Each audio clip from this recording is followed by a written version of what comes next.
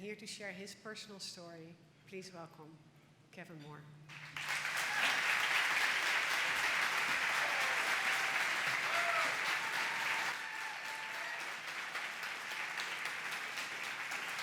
Hello, everyone.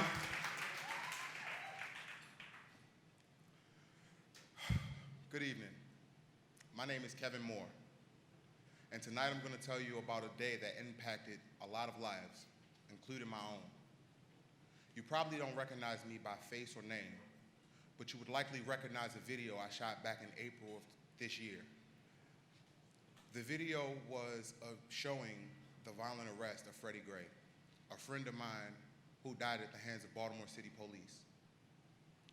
On the morning of April 12, 2015, I was asleep in bed when I heard my uncle shouting, "They're tasing him, they're tasing him." I jumped up, ran out, cell phone in hand, to see what was going on. In my neighborhood, police abuse is very prevalent, but I had never before thought I would be filming it. With the camera on, I watched the cops attack Freddie. I watched them bending my friend's leg in the most awkward positions as he lay face down on the ground, already handcuffed. Then they threw him in the back of the van, only to pull him out a block away to administer leg shackles. That was the last time I saw my friend alive. The next time I would see Freddie would be 10 days later at his funeral. As soon as the attack happened, my friends and I took action. This was all new to me at the time, so I thought taking a video to Internal Affairs was the right course of action. Imagine me marching into Internal Affairs with this video, this irrefutable evidence of police misconduct, thinking that they would fix the situation. Instead, they took my phone, they set up audio and video, and questioned me for over 7 hours in their office, making me feel like I was under investigation. When I was finally allowed to leave, it seemed like it was a miracle for my video to still be on my phone. That's when I knew it was up to me to expose the truth of what happened to Freddie. My friends and I called every media outlet that we could think of. We posted it on Facebook, just hoping that it would be picked up, and it did.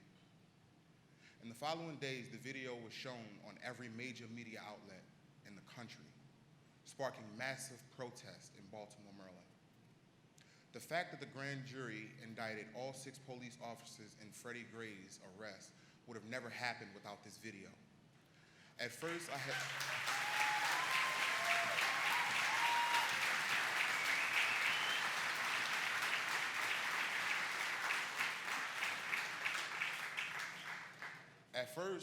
I had a hard time admitting this, you know? I can say this absolutely now. Time and time again, we see police officers not being held accountable for their crimes. Think of Michael Brown. Think of Sandra Bland or Amadou Diallo. Think of John Crawford, Sam DuBose, or Kimani Gray.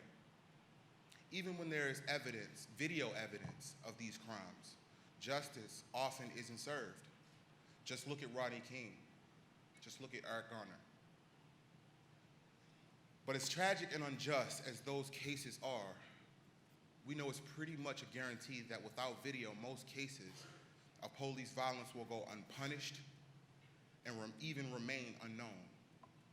The grand jury's decision in Baltimore is a major victory, not just for Freddie's family, but for how video can begin to reverse the violent power dynamic that has plagued our community for so long.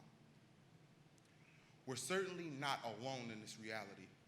I recently had the honor to meet some of Witness's partners working in Brazil. These guys are living in a war zone of police violence in the favelas of Rio. And like us, they are fighting with video. So I'm sorry, excuse me, I'm not very much of a talker. So all our allies in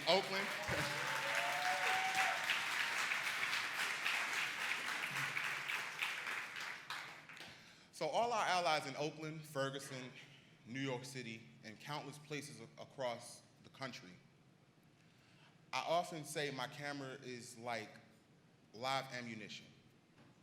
It's a powerful tool that can prevent violence before it even happens and help secure justice when it does.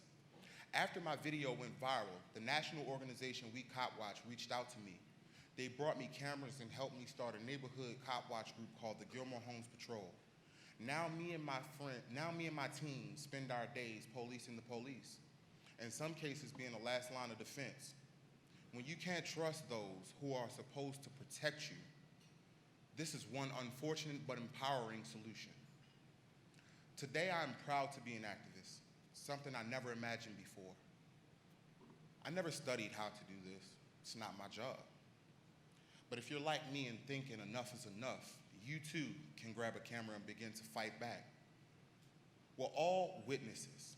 We all have the power to stand up against what we know is not fair and fight for what is just. And by hitting record on your phone, you could change or even save a life. Of course, video doesn't solve all our problems. As you may know, in the days following the Baltimore uprisings, I was targeted and detained by Baltimore City Police solely for being a witness. And I continue to get harassed by cops in my neighborhood every day. So filming injustices is not without its risks and considerations. But I know that what I'm doing is right. I know that what I'm doing is important. I'm doing this for Freddie. I'm doing this for my kids' future. And I'm doing it for all the would-be Freddies whose lives may be spared because we're out there watching and witnessing. I hope you will.